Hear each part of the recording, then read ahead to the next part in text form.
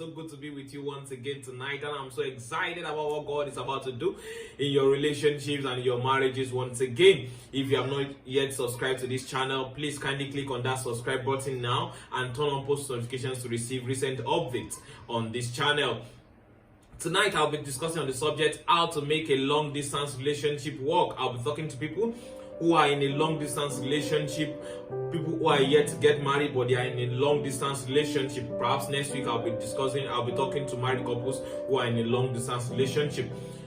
I want to discuss on 10 basic things you can do to make your long distance relationship work. The first thing is master and practice effective communication. What do I mean by this?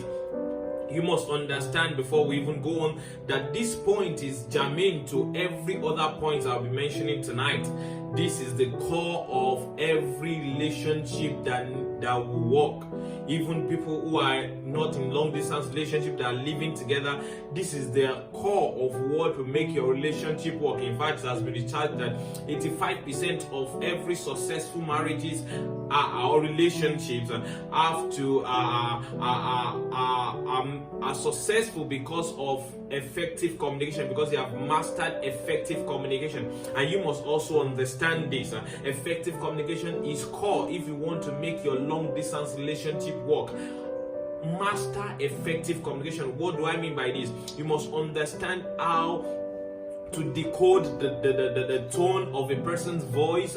You must be able to decode what the person insinuates or what the person means. And you must also be careful, because it's a non-distance relationship. You cannot see facial expressions or body gestures to actually to confirm what the person really means, because a lot of time we say some things but that is not the context of what we are saying. And if it takes the body reactions or facial expressions or body gestures for you to be able to ascertain that this is really the content of what this person is actually saying. Take for instance, some people, when they are angry, you cannot really say they are angry by the words that they have spoken. You will only know that they are angry by their facial expressions or their body gestures. And this is one of the things that makes long distance relationship more complicated. And that is why I will tell you this: in mastering effective communication in a long distance relationship, you must be careful not to assume for your partner. Avoid assumptions by all means. Avoid assumptions by all means. Ask questions often. Ask questions regularly. Effective communication is basically centered around clarity of expression. Ask questions to clarify what your partner means when you communicate. It is very important. In mastering and practicing effective communication, you must not be quick to reach conclusions without asking questions for clarifications. In a long distance relationship, most likely you either talk on you either do voice calls, or you do video calls, or you do text messages or chats and things like that. And a lot of time you may not be able to ascertain what the contents of what your partner is saying until you have asked questions to clarify what they actually mean. So you must master and practice effective communication. It is very important. You must be able to communicate often, communicate regularly. I am not saying that you should bore yourselves with calls, with chats and things like that, but I'm saying that effective communication. You must master it and you must practice it. If you want to make your long distance relationship work and avoid unnecessary suspicions and assumptions, then you must master and practice effective communication. This is very important. I had to stay on this because this is the core of everything I'll be saying. If you cannot master and practice effective communication, then every other point that I'll be listening tonight will not be effective. Effective communication is important in order for you to make your long distance relationship work. The second point I'm discussing tonight is build trust. Build trust. Be able to trust your partner. You can't be suspicious of everything your partner does and you expect your long distance relationship to work. It cannot work. You must be able to trust your partner. You must be able to take the risk to trust your partner. I am not saying that it is not risky, but I'm saying that it is a risk that you must be willing to take. You must be willing to take the risk of trust. That is when your partner says, I am in the room, you can believe that he is truly in the room. If your partner says, oh, I am outside with my friends, you can actually trust that she is actually with her friends. Build trust. Build trust. Trust is not something you demand for. Trust is something you earn. And in building trust, you must be able to be vulnerable with yourselves. Build trust. Build trust is a risk you have to take if you want to make your long distance relationship work. The third thing which is associated with building trust is be transparent and honest. You have to be transparent and honest with yourselves. Transparency is one of the core of building trust. You cannot build trust if you are not transparent with yourselves.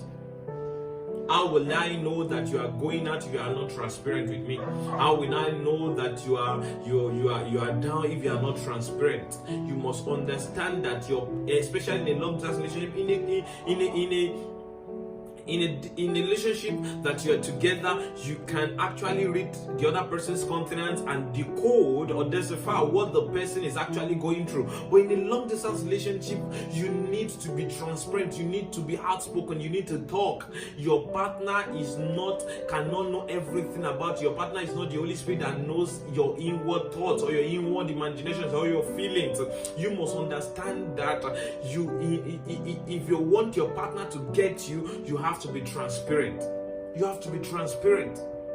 You have to say it as it is. You have to say it as you are feeling it. You have to say it as it occurs to you. It is very important. Be transparent about your movement. Be transparent about your work. Be transparent about the things you are going through. In fact, be transparent and honest about the people you feel you are getting emotionally attached to or are emotionally attracted to. In that way, you'll be able to build a strong fence around yourself in order for you not to slip unknowingly. It is very important.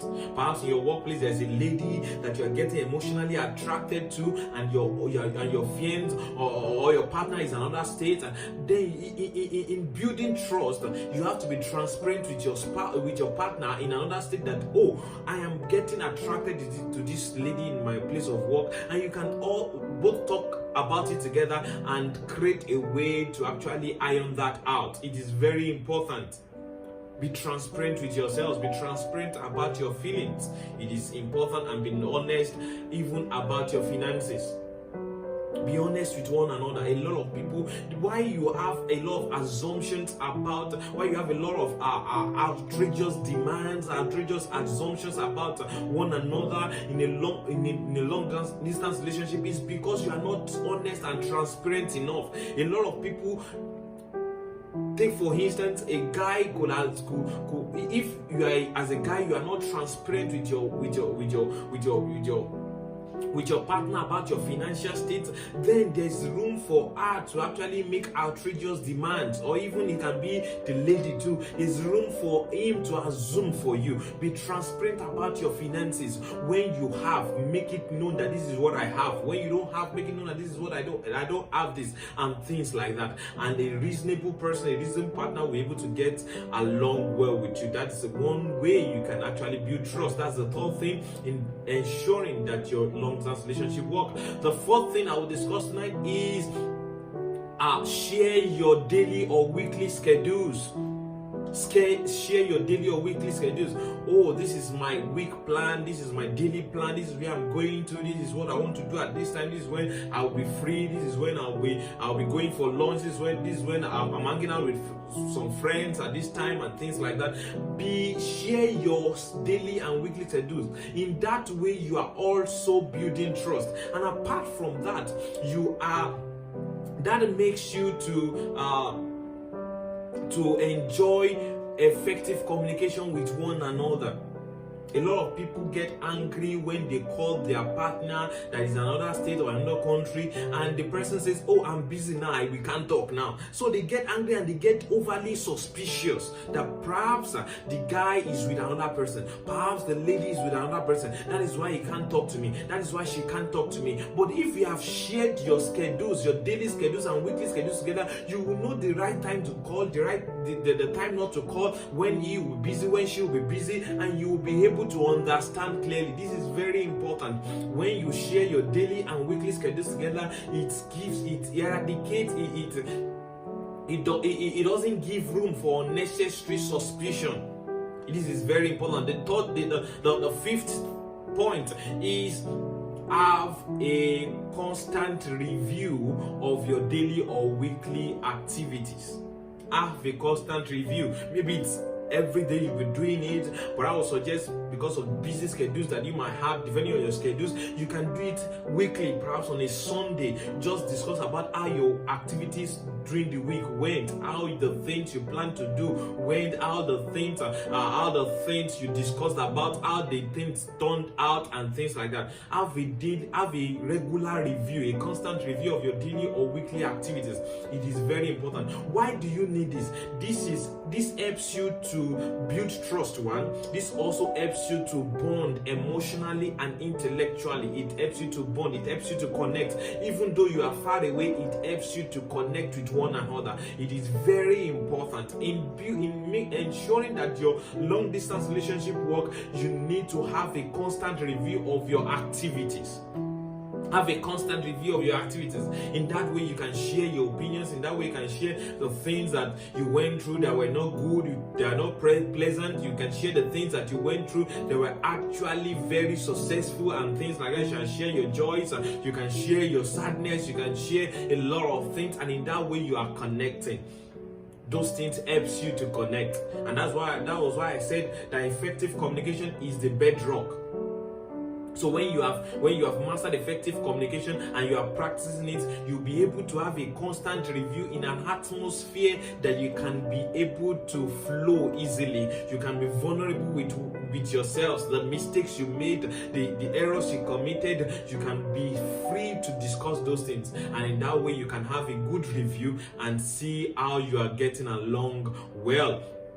The next point in ensuring that your long distance relationship work is plan scheduled visits. Plan scheduled visits, especially if you can afford it. If you cannot afford it, it can just be once in a while. Just plan it. Plan a scheduled visit and make it a good plan. Make it a good plan. The places you plan for the places you want to visit, plan for the things you want to do together, plan for the movies you want to see together, plan for different things. Plan scheduled visits. It will help you to bond. The other point is plan surprise visits. I am not saying you should plan surprise visits because you are suspicious of your partner, but I'm saying that surprise visits are also a way of helping you to bond, and sometimes it's a way of actually helping you to get the right clarity you need about your partner. Because in a long-term relationship, you cannot say 100% what your partner is doing because you are not there. You are not there. So it is important for you to plan surprise visits. The surprise visits should not be with the intention of catching with the mindset of suspicion, but with a way to actually surprise your partner and to bond together. And in that way also, you'll be able to know the state of your partner, the real state of your partner. Because in scheduled visits, take for instance, if you have scheduled a visit, your partner can go all out to ensure that you are comfortable, to ensure that things are working, to ensure that everything looks good and perfect, and you cannot say what is actually the case in that kind of scenario. But when you plan a surprise visit, he doesn't know, she doesn't know, you just stomped at her place or his place. In that way, you know the true state of your partner. You know the true financial state of your partner. You know the true state of your partner in terms of honesty. You will be able to say, you'll be able to see whether this person you are trying to be together with is actually who he portrays or she portrays herself to be. It is very important. It is very important. Plan surprise visits. And note, not with the mindset of suspicion. The next point in building in making your long distance relationship work is do mutual things. Do mutual things. Do things together. It is very important. Do things together. Read books together. It doesn't have. When I say read books together, share the books that you have read together. Take for instance, pick a book and say, "Oh, I've read this book. You should also read it." Or say, "Oh, let us read this book this week. Let us watch this movie this week. Let us do this week." Do things together. Do mutual things. In doing this, you are bonding intellectually, you are bonding emotionally, you are bonding spiritually. Pray together. Study the Word of God together. Attend conferences together. It could be a virtual conference. Invite yourselves to attend together. Conferences that will build you up. Read books together. Pray together. It is very important. Share links of videos to watch on YouTube together. Like this kind of video you can share. Oh, you have watched this video and you feel it is important for your partner to also watch in order for you to be on the same level of understanding. Then share it together. Do mutual things together. Do things together. Do mutual things. Do things together. It is very important. This will help you to bond spiritually, emotionally, and intellectually, which are the core categories of bonding that you need for your relationship to work. The ninth thing that you need to do to make your long distance relationship work is avoid stalking or being possessive. Avoid stalking your partner. Avoid stalking your partner. When I say stalking, you don't have to say, oh, so where are you now? I'm not saying you cannot ask that question, but I'm saying that you are stalking every of his movement. You are stalking every of our movement. There's a difference between monitoring and stalking. You because of suspicion, you want to try to know whether he's where he says he is or whether she's where she says she is. Avoid that. When you stalk your partner or you are being too possessive, then that breaks the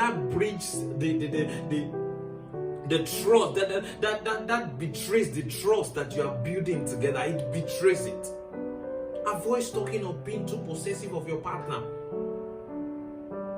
Learn to build trust. Learn to build trust. Learn to build trust. Some people, when they call their partner and their partner says, "Oh, I'm in the mall or I'm somewhere and or I'm hanging out with friends," they say, "Put it on video call. Let me see. They are doing that not because they want to see the face of their partners or they want to see the face of their of the environment, but because they want to confirm whether she is where she said she is or he is where he said he is. That is stalking. Avoid stalking your partner. So people even hire people to stalk their partners wherever they are. Please let me monitor. Is he at this place at this time? That is stalking. Avoid it. Avoid it. If you want your long-term relationship to work, avoid stalking or being too possessive. Give your partner room to also be himself or herself. Give your partner room to also express himself or herself. I am not saying that that the person should go into things that are wrong, but give yourself some space. Everybody needs space. Even married couples, we need space. Sometimes you just want to be alone. Sometimes you just want some space for ourselves. It is very important. Give your partner space. Avoid stalking or being too possessive. And last but not the least, which is the 10th thing, is define your relationship. It is very important. All these things, you are doing all these things and you have not defined your relationship, then where are you going to? Where are you going to? Oh, you talk every now and then, you talk constantly, you are transparent, you are vulnerable, you plan scheduled visits, you plan surprise visits. For what? Where are you going to? It is the question in your heart. Where are you going to? You are getting to know this person. You are getting to connect together. You are getting to bond emotionally and mentally and intellectually and spiritually. Where are you going to define that relationship? Define that relationship and define it early enough. Define it early enough. Don't assume that you are heading towards the same direction. Don't assume that he is your fiancé, or don't assume that she is your fiancé. Don't assume until you have defined it.